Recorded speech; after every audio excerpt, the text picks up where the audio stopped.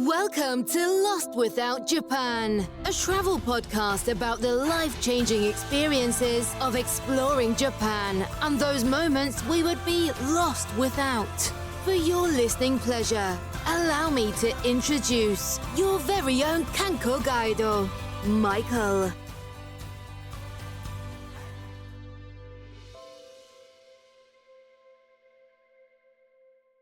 Welcome to a special Lost Without Moments bonus interview episode of the Lost Without Japan podcast.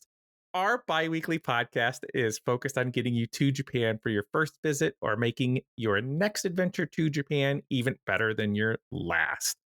Today's special interview episode is with returning guest Stephy, a content creator based out of Japan, and so much more.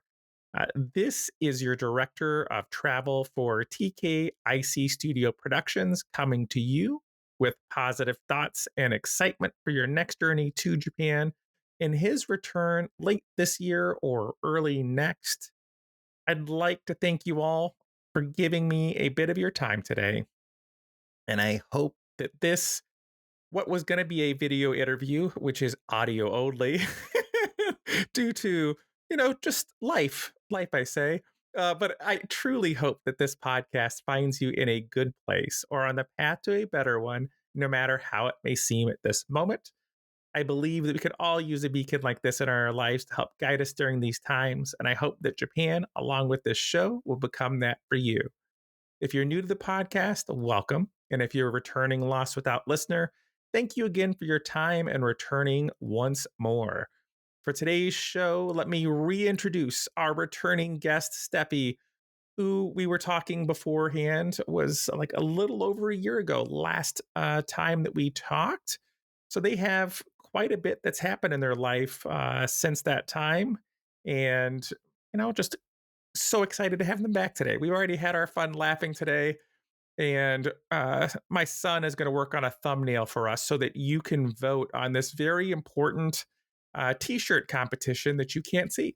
So, so we'll have that thumbnail and we'll have it on Instagram and we will have the voting commence to, find out who is the t-shirt master. Welcome, Stephy. Hello. Hi. Nice to see you again. Nice to see you too. Thank you again for making time out of your night this time as opposed to day, and just, geek out like we did last time about Japan. Before we get going for today's episode, if anyone did not hear that last episode that we recorded together, I would recommend going back, listening to it. There was a lot of fun had by there as well. But where could they go to find your services, your contact info, those things if they have questions? Sure. Yeah. I guess probably the easiest way to get in touch with me is Instagram. So my main account is at stephysays.japan, STEPHY says.japan. Yeah, I have my second Taiyaki Instagram in the bio there. I am on YouTube, but I don't really upload very much anymore. I put my Instagram shorts onto YouTube for my family, but anyway, I have some older videos on there that might be interesting to people who want to see different parts of Japan. But anyway, yeah, Instagram. That was very long. Sorry. That's perfect. That's perfect. I know I was going to ask about that because I saw like your shorts and things that are there. But I'm like, mainly follow through Instagram myself as well. There's a lot of great things that are on there. There's a lot of great things that end up in your stories. We'll be talking about a few of those today. But if you could, just in case we have listeners that are joining us for the first time to hear you speak, could you give a reintroduction of yourself? Sure. Yeah. I will try to, talk about myself the way my grandma would, because when I think about myself, I'm not that exciting. But anyway, so yeah, I'm from the US. I'm from New Jersey, specifically East Coast. Yay. And I've been in Japan for almost 6 years now. Tokyo is all but one of those years.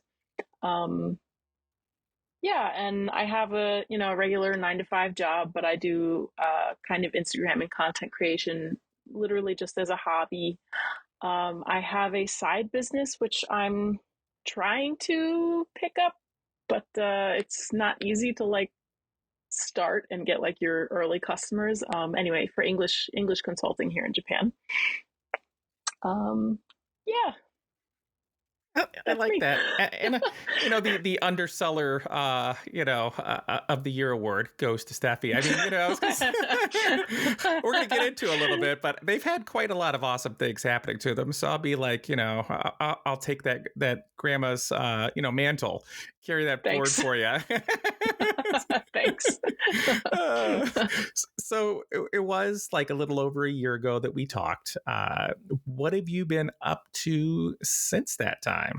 Yeah, it's been about a year. Well, I mentioned that I have my English consulting business. Basically, it's like a side business. It's like I'm not gonna quit my job for it or anything. It's just like a side hustle. But yeah, so I'm trying to get going with that. Trying to restaurants, cafes, customer service providers, help them with their English. I trained at a taiyaki shop in Fukuoka Prefecture, and I have plans to go back again this fall, so that's exciting. Um, for those who don't know, I want to open a taiyaki shop someday in the U.S. So anyway, what I do on my taiyaki Instagram is post different taiyaki shops throughout Japan and other countries when I find them. Uh, yeah, so anyway, and like making taiyaki is harder than you might think, because like it's a lot of the timing. Like you got to put this much batter and set the timer, and then put the filling, and then put this much batter in the other side and set the timer, and then flip it. And if you have like multiple customers kind of thing, it's like so anyway. um it's interesting. I just listened to our last episode so that I could give any updates just in case someone happened to listen to that one. I was doing taiko at that time, taiko drumming, which I have since given up. I just didn't have time, and it's hobbies. That kind of hobby isn't free, so it's like gotta prioritize. But it was pretty cool. I was doing it. Yeah, and I guess the other biggest update since then was all the traveling that I've done. Um, Outside of Japan, last year in 2023, I went to Korea twice and Taiwan. And I am now at 46 out of 47 prefectures. I only have one to go. That's pretty amazing. That is pretty Thank you. amazing. That is one thing that I don't mind bragging about. That's huge. That's huge. I'm just a little jealous. Just a little jealous. And to do that, did getting your driver's license, I'm assuming, have to help with that, being that you're It not did just help. stuck with the train. Yes, yeah. So it's interesting because the first year I moved to Japan, when I was not living in Tokyo, I was living in this rural prefecture called Gunma. I was driving on the international driver's permit. So I did have a car for a year, but the international driver's permit is only valid in Japan for 1 year. So after that year, I didn't have it. So then I didn't get my license for like another 3 or 4 years. I don't know. I just heard the test was really hard, so I didn't want to bother living in Tokyo, especially. So I did a lot of traveling, like via train and bus. Like, I don't know. And it kind of felt like a point of pride. Like, I've done this. And they said this prefecture was really disconnected, but I did it. I don't know. Yeah. So, but yeah, then I don't know. I just someone told me or something like, oh, the test isn't that hard. I don't know. I got it in my head last year. Oh, I should just take the test. Like, anyway, so I went to like a training session and took the test, and definitely, like, you don't need a car to go to every prefecture, but if you want to do like things away from the station, it's very helpful. So for Golden Week this past May, I went to Kyoto as my base and drove through Shiga Prefecture up to Fukui Prefecture. And recently they just built the Shinkansen from Tokyo to Fukui, so you actually don't need a car to go to Fukui, especially now. But as someone who lives in Japan, I can't get the JR pass, so it's not cheap. So if you could start going to places that I'd like to go to that don't have Shinkansen, if they could just, maybe it's a trend, like, you go to places that don't have one and they're like, we better build one, and then that's going to help me out. Maybe. Yeah, it's kind of curious. I don't know why they built that one in particular. Like, what about it? What about Fukui as opposed to somewhere else? Like, it would be curious to find out. But No, anyway, yeah, because that's one thing that's interested me too, is like the the international driver's license and getting up the courage to drive there when it's on the other side of the road just has like that mental at least block for me, but it's something that I want to do. And then getting your license there, especially if you're there, because one of the things I'd like to have when I finally am there full time and you're, stateside, becoming this, multi, I don't know what you'd call it, like, tiered, famous corporation of Taiyaki, and your face is everywhere, like on billboards and things. I'll just be in my like little, van RV thing, traversing the backwoods of, Japan, and, finding places to park and hike and walk. But you that sounds great. You could be my inspiration, at that point in time. Thanks. Yeah. That's so funny. That sounds like a nice goal, honestly. Yeah. Because there's so many places that since we've last talked where just having that car is so much more important. And one of the places that you went to in particular that I did like the day trip talk on and interviewed a gentleman that does diving was Okinawa, and how like the car there, that's huge to get around. Yeah. It's interesting you say that, because that was probably my one big holdout about going to Okinawa. Like, I had always wanted to go, but it seemed like such a big undertaking not having a license. And so actually last year I went twice because I fell in love with it. It was so amazing. So, but I didn't have a car. And like they have like the main Okinawa island, there are like buses. They don't run as frequently as Tokyo, obviously, and they're slow, but like I did what I was able to do. I was able to, I did what I was able to do, obviously. It made sense to me. I was, you didn't have to stop yourself. I was like, yeah, wow. I teach art. You're like, that makes sense. That makes sense. I did what I was able to do, obviously, and I was able to do what I wanted to do, is what I was trying to say. Those are words I'd use, So yeah, words to live by. I did what I was able to do. Yeah. Anyway. T-shirt. Ooh, T-shirt. Yeah, it could be a T-shirt. That could be totally. Could be a T-shirt. Yeah. Like an Okinawa on there. We could be a collab, Just yeah, we should. We really need. Yeah. We had some good ideas last time too. I know. Forget that consultation. We'll just go straight to the T-shirt, buddy. That's where it's at. Yeah. Right. Seriously. But for Okinawa, what made you want to go back twice? I guess, like, besides it just looking amazing. Yeah. So there's that. I mean, what more do you need? But Okinawa is, it's just so fascinating. Like, of course, well, first off, you have the ocean. So, I mean, there's that. Like, it's got coral. It's got all sorts of fish.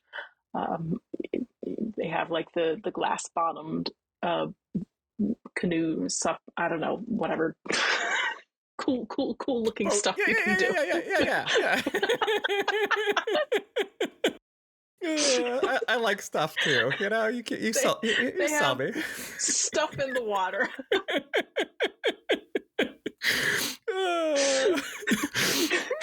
I like the stuff. So, yeah, they have a lot of stuff. So, so obviously, in addition to all that, which is quite different than mainland Japan. Like the ocean is nice in mainland Japan, but it's not tropical, subtropical, Anyway, so in addition to that, Okinawa actually is like technically its own culture, very much like Hokkaido. Okinawa used to actually be its own kingdom called the Ryukyu Kingdom. And it was actually like on the books in the Chinese registry that it was paying taxes to the Emperor of China as to like standalone as its own kingdom, which I learned at the museum there. Like how cool! How cool is that? Yeah. So anyway, so because of that, the culture is very different. I mean, obviously the streets, you're not going to be like, this isn't Japan. Just, I don't know. But but in some ways it is like that. Like it looks like Japan, but it doesn't look like it. Yeah, Oh man, I'm a real Shakespeare today.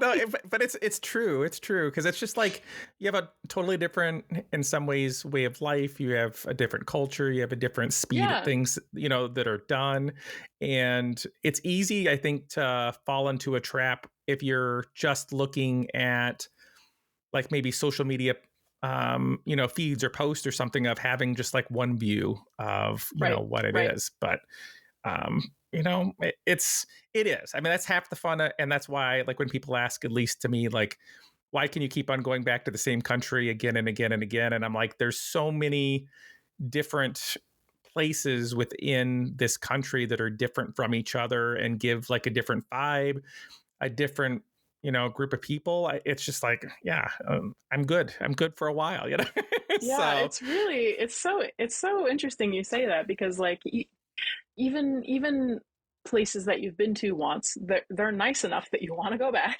yes. And then if you go somewhere new, like, yeah, it's obviously still the same country, but it has a different vibe, or everywhere has its own like local specialty food. Yes. Or flour or dessert product or something. Yeah, dessert. Yeah, something that they're trying to market as like their local specialty. So like there's always something to discover. I would agree. And one of the things that I noticed that you were doing besides like your consulting is not only you having articles written about you, but you are actually writing yourself. And I saw that you wrote an article on Asakusa. And what can you tell us about that whole experience and how that came to be? Yeah. So yes, I wrote an article, everybody. That's insane. Sorry, I will qualify that by saying I wrote an article in Japanese. That's what makes it so wild. It was kind of interesting because my friend who's also American, was approached by the city. So Asakusa is a town in the Tokyo ward called Taito. So anyway, my friend was approached by Taito ward, asking her if she can write this article. They had worked with her before, but she couldn't take it due to like a work conflict. So she told me about it. So when I interviewed, like for some reason we thought that they wanted someone to write in English. So I was like, I can do that, no problem. So I just applied, and then I did the interview in Japanese, but I was like, oh yeah, so like, you want like an English writer? And they're like, no, it's Japanese. And I'm like, what? They're like, yeah. I'm like, well, why are you talking? I didn't say it, but like, why are you talking to me? Like, fake it till you make it. That's where that comes in. Like, I could do this. Right. I was like, oh. So I actually said in the interview, like, I don't know if my written Japanese is like that good. And he's like, well, your emails were good enough, and we think, what you're saying in this interview, we think you'll be fine, and we'll help you. We'll correct your grammar and stuff. And I was like, okay. So like, it's actually really, I think I have a lot of respect for them. The fact that they trusted a foreigner, like, it's not very common. Yeah. Especially, I don't have N1, I only have N2. So it's kind of a big leap of faith for them in a way. And it's also like a win for the foreign community. Yay. So anyway, so the article itself, basically, Taito Ward was renewing its website, so they hired a batch of new writers to write like one article each, kind of. Anyway, so the article that I ended up writing was 4 workshops in Asakusa, like cultural workshops. So I basically had to like pick 4 workshops. There's actually a lot of workshops in Asakusa, like surprising amount, which I guess makes sense because it's like a cultural hub. Like, you don't really think about it, but yeah, it makes sense. anyway, so I did traditional glass cutting and kintsugi, making taiyaki, and making plastic food replica samples. Yes. Yeah. So 2 of these workshops I actually went and did myself, and 2 of them I did not do myself. I just interviewed the owner or the shop head or whatever, and then wrote up the article in Japanese and submitted it to the project manager, and then he would suggest like changes to grammar and things like that. And then we actually had to send each part to each shop owner to make sure that they're okay with what we're writing about their shop. So then some of us, like most of them were okay, but some of them were like, oh, can you change this? So then I would have to pass that to the project manager. So it was kind of like, I don't know, for some reason I thought it was just going to be writing, here it is, but I'm going home now. It wasn't, yeah. It was a bit more back and forth than I had imagined, which makes sense now. Like now that I've done it, it's like, duh, obviously that makes sense. But anyway, yeah, so it was a success, and they decided to ask all the writers back, including me. So so I'll have another article out probably in October or November about a different little town in Taito City, and it's going to be a suggested date itinerary. Ooh, that's Yes. Yeah, that's so great content as well, yeah.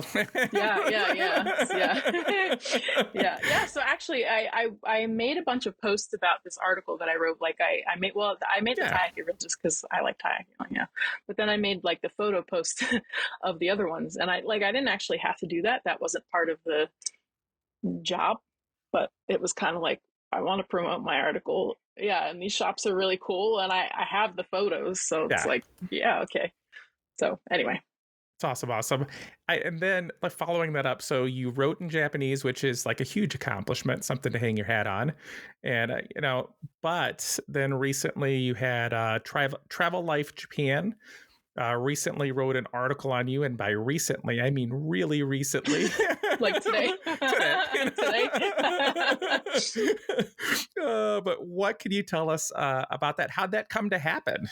Yeah, so that I was actually kind of surprised. I had just found their page somehow. I don't know, maybe it was suggested like from the algorithm or something. I don't know. Anyway, and I liked some of their posts because actually the people that they feature are really diverse. Like, it's people of all different races, ethnicities, nationalities. They're not only doing foreigners, they focus on Japanese people too. They also interview some tourists. So it just seemed really like not elitist, not, like, oh, these, so anyway, so I just followed. I liked a couple of their posts and I followed the page, and then they messaged me that they wanted to like include me in their interview posts. And I'm like, oh, okay, cool. So yeah, so basically they asked me some questions and I answered, like, just on the computer. It wasn't like a audio interview anyway. And they asked me for my 10 best Japan related photos, like of me, like for the post. And that was, That's I've been here almost 6 years. That was hard. Yeah. At first I picked like 40, and even that was hard. And I'm like, oh, all right, I got to get this down to 10. So I was like, all right, let's cut out ones that I'm making that I look too goofy, or, basically I had to pick the 10 best ones that are also like Instagrammable, but not like like I don't want to look like I'm full of myself. So like, well, I gotta put some silly ones in there. Like, I don't know. It was kind of stressful, but anyway. But yeah, actually their page is really cool. So anyway, as I said, they feature a bunch of really diverse set of people. So definitely your listeners should go check them out. But they're like a free consultation service where if you want to come to Japan to study Japanese, like at a Japanese school, they'll help you find a school. So it's pretty, I don't know. And it's said that they do it for free. I don't know how they do that. It's pretty cool. So anyway, I guess check them out. I love it. I have to do a little more research. I read, Yeah, yeah. about you. I'm like, oh, cool. Thanks. Let's take that a step further now. Check them out as well.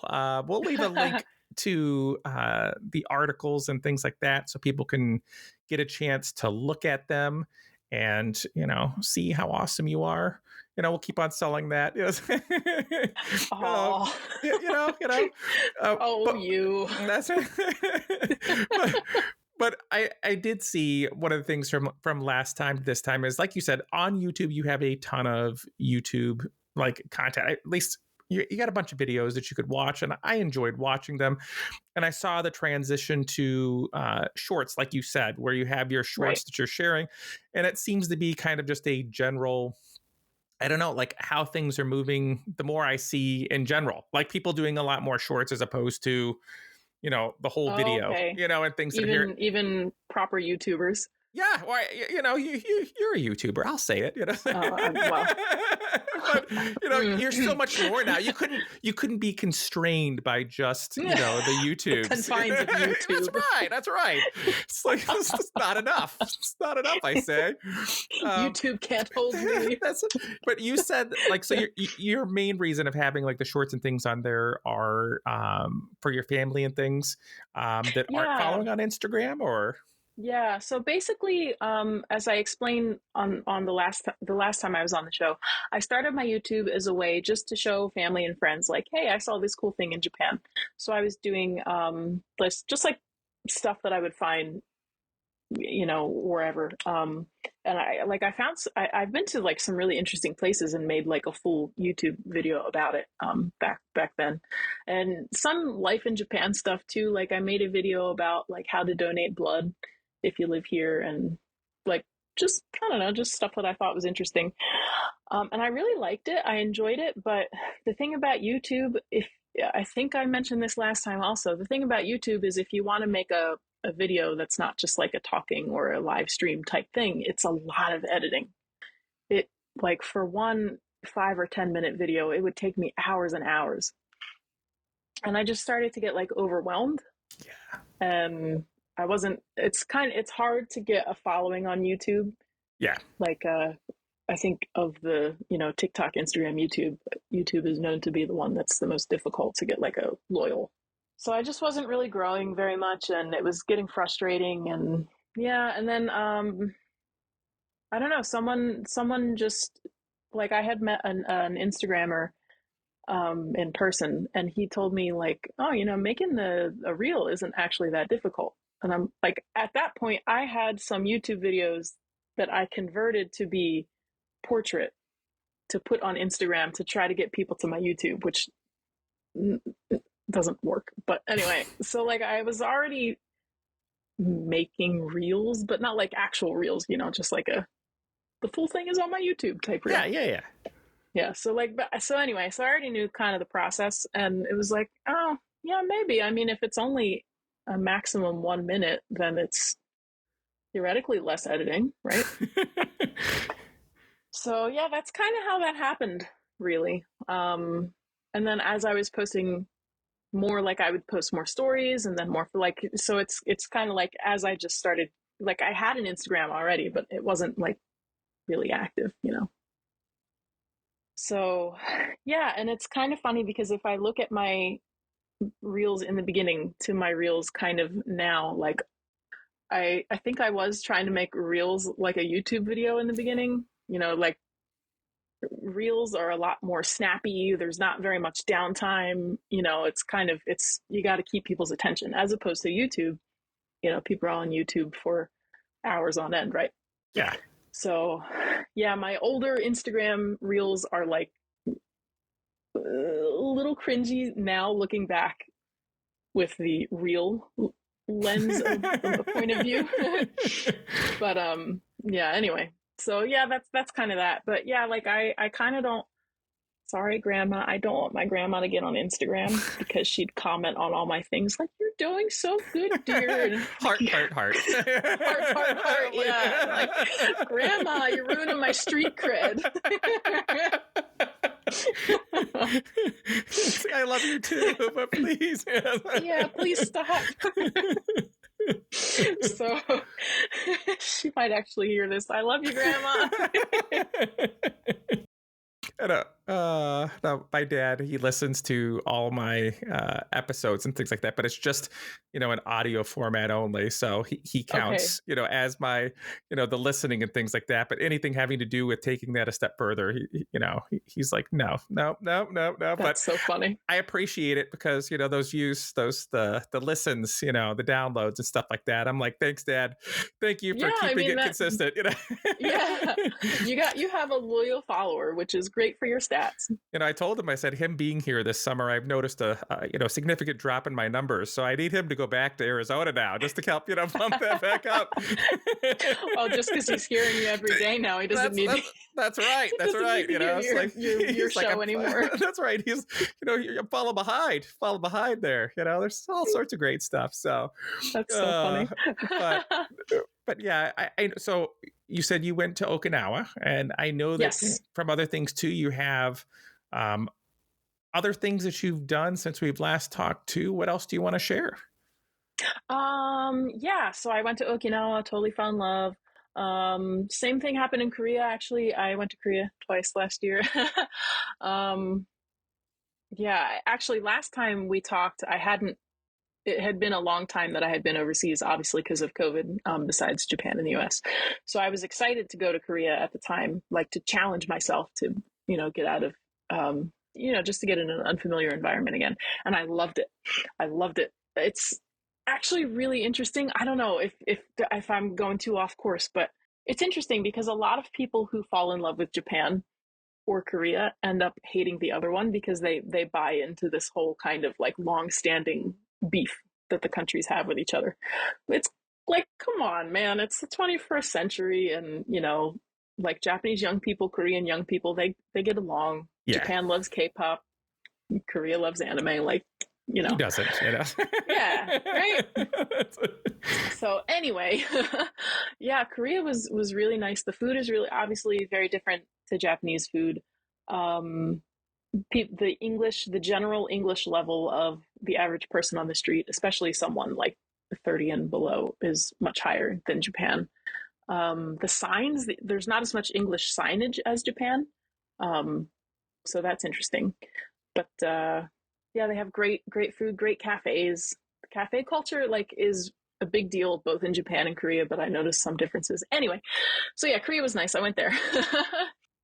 One thing I noticed that you had said, like with being in Japan for as long as you have been, is that the language isn't as much of a challenge as it was, like, for you to begin with, and that you were kind of looking to have that challenge back again. Did going to Korea help provide that for you? Is that like something that you were taking on? Are you using, translation devices? How did that go for you? Yeah, that's very true. Not like I'm not like 100% fluent in Japanese, but just anything like asking for directions or whatever is like zero issue. So, which makes my life very easy. But yeah, it was in that way, it was not as exciting traveling around Japan. So yeah, I was excited to get to Korea for that, and it did kind of provide that.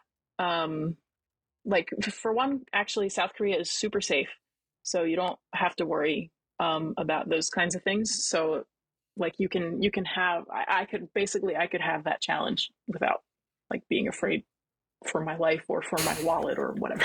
Right. So yeah. That's awesome. So yeah, like a lot of places had English menus. And another big difference between Japan and Korea is I noticed that even if the Korean person in the shop didn't speak English, they wouldn't like panic when they see me. Okay. But a lot of Japanese, not everyone, but a lot of Japanese staff, if they don't speak English, they get a little panicky. So it was kind of interesting to see like just the little differences. Yeah, I'm like planning, because right now, like I'm going to be going back, like I said, sometime this year or beginning of early next. Just like Right. I got to find a break that fits to be able to go, which it is what it is. I'm thankful to have them.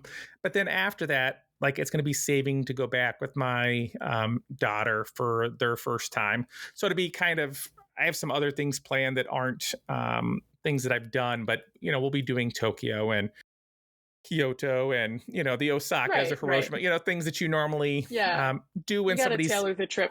like when it's not there. But I was already talking with my son where it's like, that whatever that trip is that comes after that is going to have to include Korea at that point in time for me, because that's been on my list for such a long time. But like I being able to go with my son last summer and then being able to know that we'll be meeting up again and then going with it's huge. Like that's just, like my favorite place in the world, and getting to share that with them. It's just like, I love it. I, absolutely positively love it. But I very much will be looking forward to just being like, hey, where have I not been before? And then, adding on Korea as part of that too. So yeah, I think it'll be a nice change. Like there's similarities, there's differences. Yeah, I think you'll have a good time. we have, and then I've not been to Sapporo yet. That is one of the things that I want to do with my daughter, because neither one of us, like she does not like the large crowds either. Like she knows we have to do Tokyo. Like we're going to do it. But I think, we might end up at like Megajima Island, where we're like on an island, or go to the Cat Island, or, go to places that we can walk and get out. But I was like, man, that'd be like a perfect opportunity to finally make it there. What can you tell me about your time there? Yeah, okay. Well, first off, I just have to jump in here and say you don't have to do Tokyo. Actually, my first time in Japan, I didn't do Tokyo, and I felt fine about it. So, just gonna, I didn't even touch it. I flew to Kansai Airport. Anyway. Okay, so there's my advice you didn't ask for. I'll take. But anyway, yeah, Sapporo is actually really an interesting city, because it is a major city. Obviously, it's the most major city in Hokkaido, but it's a lot smaller than Tokyo. Maybe a bit bigger than Hiroshima, but not as big as Yokohama. For anybody listening who knows those cities, I don't know. That works for me. So I was like, cool. Who cares about the others? Anyway, so I guess like a medium-sized major city, we could say. Anyway, and it's if you're going to stay like around in Sapporo, the city itself, it's got buses, it's got the subway, it's got a tram, so you don't need a car just for Sapporo. And in the summer, it's apparently these days it is getting humid, and I guess when I went last year in the summer, it was a bit humid. But if you're coming from the Tokyo area, it's going to feel cool. So yeah. And in the winter, I went last July, and then I went in February also for the snow festival. It was really cool. It was a snow festival. I was so already there. I was just waiting for it. I was like, yes, do it. She better say it. That's right. Don't miss this golden opportunity. Yeah. It was quite nice. Like they have these giant snow sculptures, and so many of them, and you can't actually walk in any of the snow sculptures, so don't have that in your head when you're going, like, I'm gonna walk through a snow tunnel castle or something. No, but anyway, yeah, they're really huge, and quite a variety of different ones. Anyway, but yeah, so actually when we went, my friends and I went in February, it was really interesting. Like the sidewalks weren't shoveled very well. So I don't know. I mean, like, older people live there. I don't know. Like, if my parents or grandparents live there, I'd be worried about them breaking a hip. But I mean, people do it. So I don't know. Anyway, so if you go there in the winter, just be careful of slipping. But yeah, and bundle up. But yeah, it's a really nice city. I love it. Any chance to get, especially with having to be there in the summer when I go back next time with her, so that we have a bulk of time and it's not fitting things into 5 days, which just Right. first trip, no. No, yeah. Getting away and getting any relief in temperature is a wonderful thing, That'll be nice. Yeah, that'll be nice. And there are two museums. I don't know if your daughter will be interested. They're maybe young, but for you or for anybody who's interested, there are two museums about the Ainu. Okay. One is not in the city center. One is in the city center, but it's smaller. Anyway, so there's that for those of you who are interested in like the native culture. But what your daughter might be interested in, I really like the aquarium in Sapporo. Okay. Because it's on like the not bottom floor, like the 8th floor or something, like a higher floor of a shopping mall, which you wouldn't normally expect an aquarium to be so high up. But I really like the fact that they don't have dolphin shows, because actually a lot of aquariums in Japan still have dolphin or what have you shows. Animal rights is generally not as advanced as it is in the West. So yeah, they have like an interactive projection mapping instead of a dolphin show. So that's cool. That's pretty cool. That's like, they take it all. Yeah. Now, one of the things I saw from like your recent content, and it's something that you actually beat me to, because that's the direction I'm kind of heading into, because I was hitting my glass blowing experience in Karazawa, and then I was gonna head up to Gunma as just like day trip ideas and things. Was watching an anime that was You Don't Know Gunma, and it was like, I'm like, I don't know Gunma, so like it's been fun, like like watching that, and then I'm like adding that to my list of places I wanted to go, and then seeing you do that as well. And then there were like monitor tours, which I'm not sure about, right. but yeah. What could you tell us about the fabulous, area of Gunma?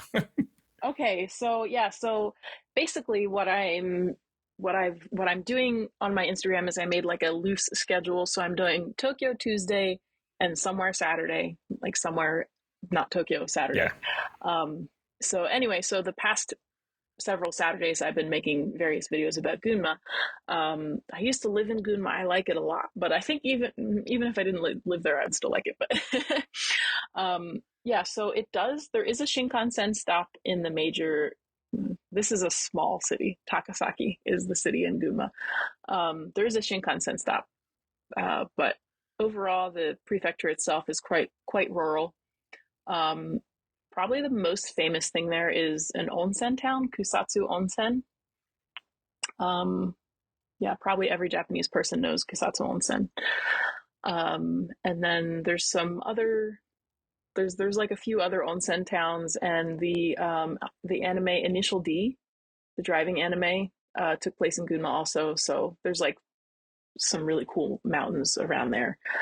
Yeah, so it's so you're asking about the monitor tours. That's not exactly. It's coincidental that they both happen to be in Gunma. Okay. So yeah, it's not like a Gunma only thing. But maybe like 3 years ago, I guess the town of Kusatsu Onsen was looking for foreigners to come stay for a night and choose, like, they gave us like a list of activities we could choose from, and basically they wanted us to do whatever we like, certain ones they wanted us to do and certain ones we could pick like in addition, I don't know. And basically they gave us a lump sum of money that would go towards transport and hotel and food. And so I don't like, if you could, so basically if you booked like a cheap hotel, you could get extra, or whatever within this limit. Anyway, so and then like after everybody in the group had done their overnight stay, we had a Zoom call with the Kusatsu City Tourism Board, and like a few organizers or something. Basically, just to tell them like how we felt about the town, what we think could be improved, what would a foreigner or foreign visitor like, things like that. So it was really interesting. And then, so the one I did this year in like late January was, it's actually the capital city of Gunma is called Maebashi. But even though it's the capital, it's such a small city. I don't know. I feel like in the US, we wouldn't say city, we might say town. Okay. Yeah. I mean, yeah. Anyway, there's not like a major downtown. I think there was like back in the day, but anyway. So they are trying to get more tourists to come. So they very similarly asked foreigners to come, but this one was a bit different because the one in Kusatsu, like you would just go on your own and do the thing, but this one was like a set group tour. Okay. That a couple, maybe like 5 foreigners took together. So we went to a sake brewery. For the first stop was a sake brewery. Yeah, and it's actually, I think it might be the only. I think there might not be any other sake brewery that has this experience where you can actually like put the rice and like you actually like see the sake like being made. Wow. So yeah, so this sake brewery is like thinking about doing that. So we were like the first test for that. And then afterwards we went to this 4-star like art boutique hotel, which I remember actually in 2020 this hotel opened and I remember hearing about it and like it looked so cool, but like it's in Maebashi, like what? It seemed so like random. And actually I was talking to someone working in the cafe just in the town and I said that and she was like, no, yeah, we thought it was random too. So, okay, that's good. Good.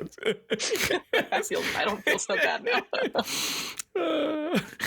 But it used to be an inn, like a traveler's lodge or something. And they were gonna tear the building down and then someone bought it and they wanted to update it to make it like relevant again. And anyway, so then they brought in like some famous architects or anyway, and so they made this series of buildings. I guess it's a complex. It looks really cool. And they have like all this art throughout and one of them like lights up at night. Like anyway, it's a really cool hotel.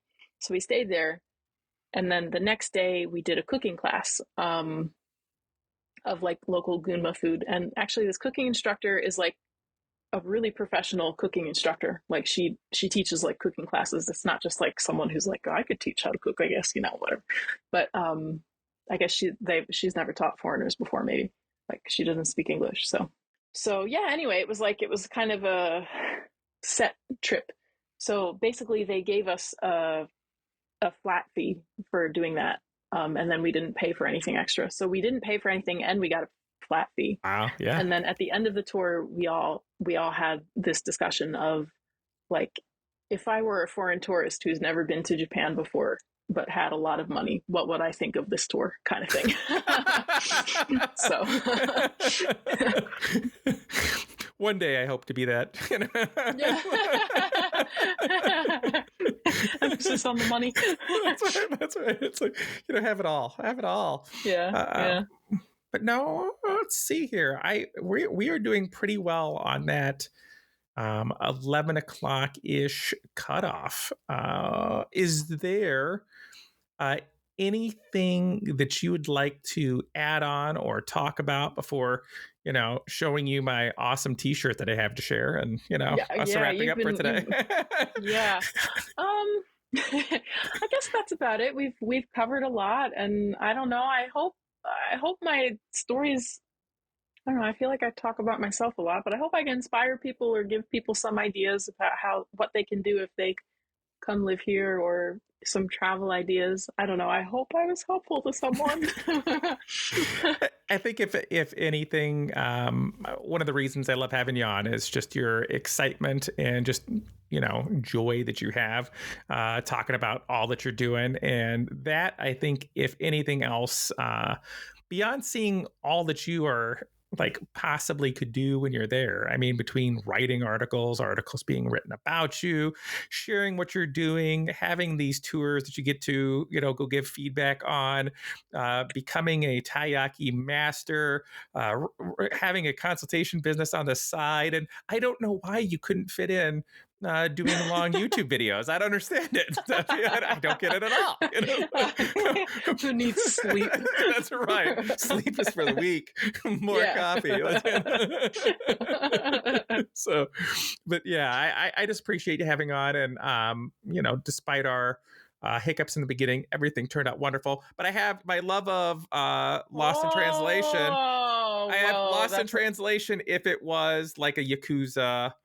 That's a cool shirt. That's in the travel shirt portion of stuff. So that is going to be one of my cool t-shirts that I get to walk around with, that I'm sure my son will walk just a few giant steps in front of me while I wear. Don't talk to me, Dad. Don't talk to me. Do not like my videos. But yeah, that's an awesome shirt. I love it. I saw that and I was like, this is a need. This is a need, yeah, That's a must buy. Yeah. No want. But yeah. That's awesome. But no, I appreciate it so much. And I look forward to, talking again in the future, because, it's fun. I enjoy it. So yeah, thank you. Oh, maybe I should describe my shirt. I know you're going to have please a thumbnail. Do. But I should describe my shirt. I know that you can see it. The second place shirt, yeah. Well, I mean, that is a pretty. I'm not gonna lie, you are wearing a cool shirt. But this is a shirt with 5 taiyaki on it, and I got it off the website Krima, which is basically like Japanese Etsy. So I got it from like a local artist. So let's see, that's even maybe cooler. That can get me some points. I lose at every poll, so you should be good. You should be pretty good. Most recently, Maurice won our music choose a song competition. Right. So I'm consistent. What can I say? But thank you again. There are worse things. Thank you for having me. Thank you. And I love it. I know that one of your goals that you have is just visiting that last prefecture and making that consulting business more successful. If there's anything I can do or share about that, let me know. I don't have a huge, but could try. I have some contacts, some. But if you know any restaurant owners who struggle with English, pass them along. Will do. Once again, where can listeners of Lost Without Japan find and support you? Sure. You can find me on YouTube, as has been said. My YouTube handle is Stephy Says. I have older videos. It's not very active. My main thing is Instagram. It's at stephysays.japan. Well, thank you again for joining us today. On behalf of Lost Without Japan and the entire crew, I'd like to thank you for joining us today for this interview. We look forward to seeing you on board again for our next regularly scheduled episode as we continue our discussion on Japan, travel, culture, and your Lost Without moments. To everyone out there, O Genki Day, stay well, my friends.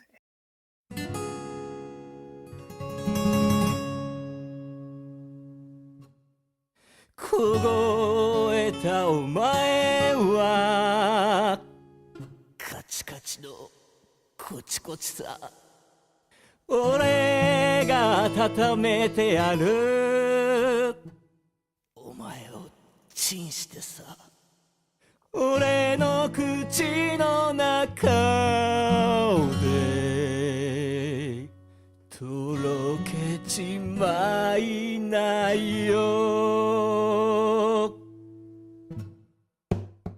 ああたい焼きたい焼きたい焼きたい焼き恥じらう焦げ目も香ばしいぜたい焼きたい焼きたい焼き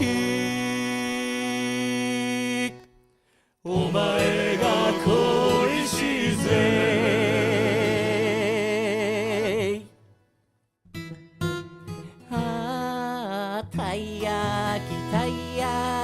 たい焼きたい焼き思えば口の中よだれ雨お前が恋しぜ